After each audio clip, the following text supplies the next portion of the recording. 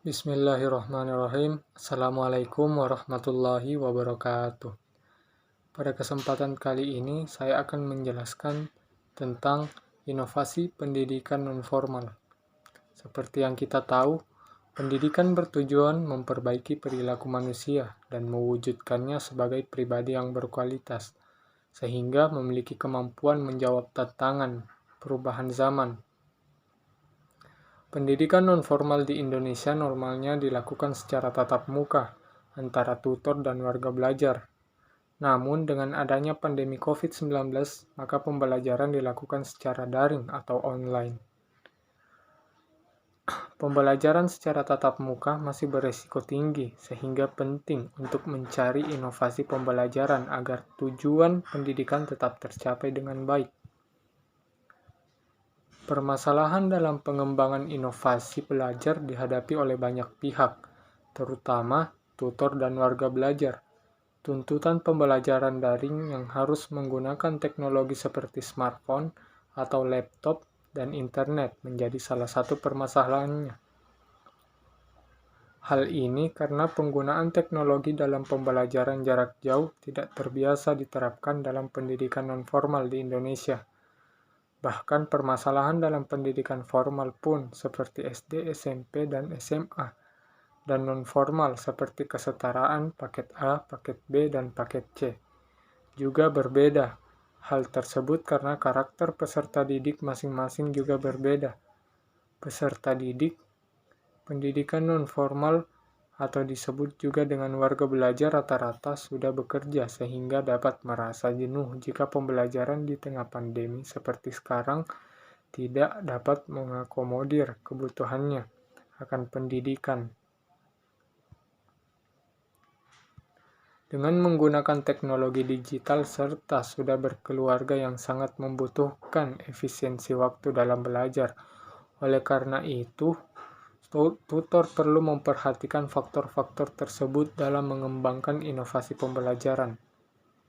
Sebaliknya, kendala pun juga dihadapi para pendidik atau tutor seperti keterbatasan kuota internet dan perangkat untuk berpartisipasi dalam pembelajaran jarak jauh dan masih belum familiarnya tutor beserta warga belajar dalam pengaplikasiannya.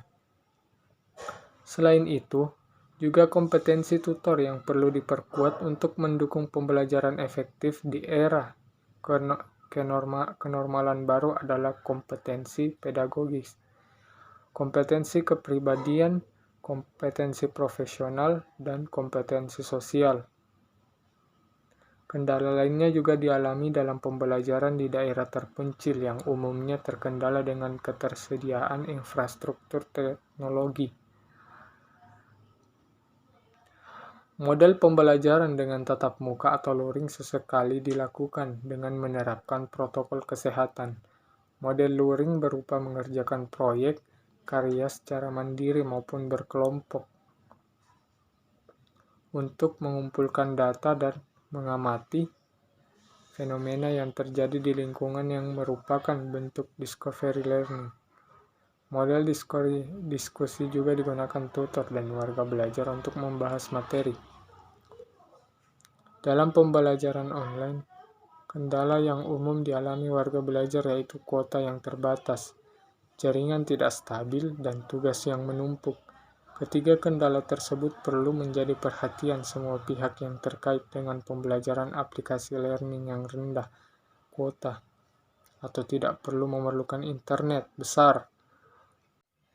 Untuk memahami konsep pendidikan nonformal, sebelumnya perlu dikenalkan konsep lain yang menyertai muncul dan berkembangnya konsep pendidikan nonformal.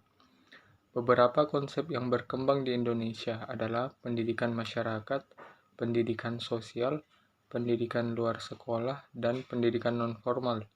Dibarengi dengan belahan dunia lain berkembang pendidikan dasar, pendidikan orang dewasa, pendidikan perluasan, pendidikan pasca sekolah, dan pendidikan berkelanjutan. Ragam konsep ini menarik dikaji terlebih dahulu karena di dalamnya terdapat banyak kesamaan dan sedikit perbedaan. Setiap konsep memiliki konteksnya sendiri-sendiri. Konteks pada tahap awal adalah pembangunan masyarakat, berkembang menjadi pendidikan sepanjang hayat, pembelajaran sepanjang hayat, dan masyarakat belajar. Sisi lain dari konteks itu kini muncul gerakan pendidikan holistik, pemberdayaan masyarakat, pembangunan berkelanjutan, dan masyarakat berbasis pengetahuan. Pendidikan masyarakat berkembang di Indonesia sejak 1946, yang merupakan upaya pendidikan kepada orang dewasa di luar lingkungan sekolah yang bertujuan untuk memberikan kecakapan baca tulis dan pengetahuan umum untuk dapat mengikuti perkembangan dan kebutuhan hidup sekelilingnya. Pendidikan sosial yang memiliki pengertian mirip dengan pendidikan masyarakat dan pendidikan non-formal sekarang berkembang di Indonesia sejak tahun 1950-an, terutama di kalangan perguruan tinggi yang sedikit banyak dipengaruhi oleh perkembangan pendidikan sosial. Pendidikan masyarakat dan pendidikan sosial di Indonesia berubah nama menjadi pendidikan luar sekolah pada tahun 1982 yang mencakup pendidikan non-formal dan pendidikan informal. Pengertian pendidikan luar sekolah tidak hanya beda dengan pengertian pendidikan masyarakat dan pendidikan non-formal yang berkembang kemudian. Esensinya adalah setiap kegiatan pendidikan terorganisasi yang terjadi di luar sistem persekolahan.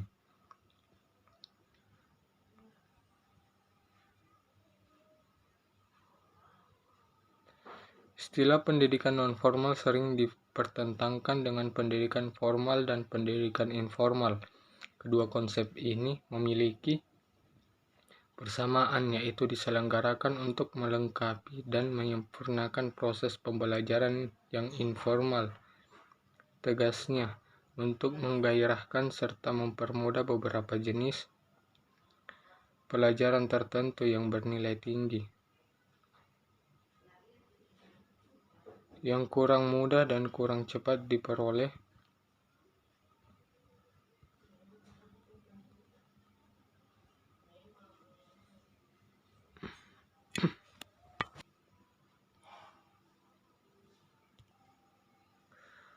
Oleh seseorang sendiri dan dengan menampung ajaran dari lingkungan saja. Keduanya memiliki perbedaan di mana program pendidikan non-formal memiliki karakteristik yang berbeda dengan pendidikan formal, yaitu tujuan diorientasikan jangka pendek, relatif singkat dan berorientasi sekarang. Kurikulum berpusat pada kebutuhan peserta didik, struktur program yang luas, pembelajaran berpusat pada peserta didik menggunakan sumber-sumber yang ada, dan evaluasi dilakukan secara bersama-sama. Adapun karakteristik pendidikan non-formal. Pendidikan non-formal dapat dilihat dari tujuan pendidikan terkait dengan sistem pendidikan formal, menyatakan bahwa pendidikan non-formal dilaksanakan untuk menyediakan nilai pengetahuan dan keterampilan dengan biaya yang terjangkau dan menyediakan alternatif murah untuk menyediakan keterampilan yang dibutuhkan oleh sistem ekonomi. Tujuan pendidikan ini ingin dicapai karena pendidikan formal dipandang gagal untuk memenuhi tujuan dimaksud.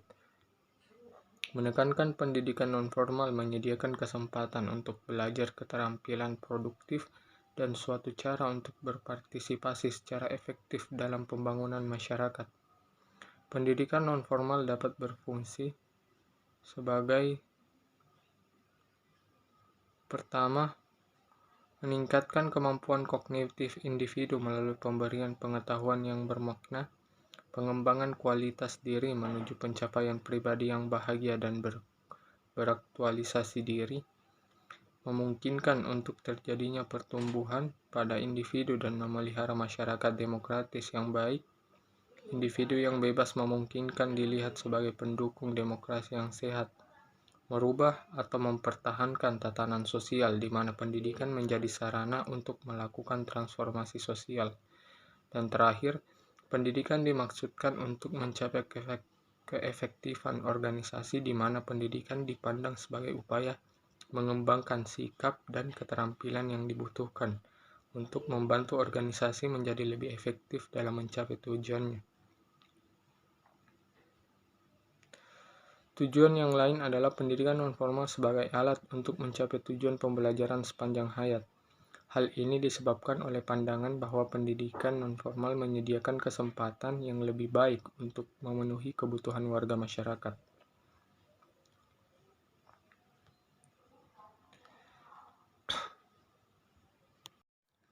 Itulah tadi penjelasan tentang inovasi pendidikan nonformal. Lebih dan kurangnya mohon dimaafkan. Wabillahi taufiq wal hidayah. Assalamualaikum warahmatullahi wabarakatuh.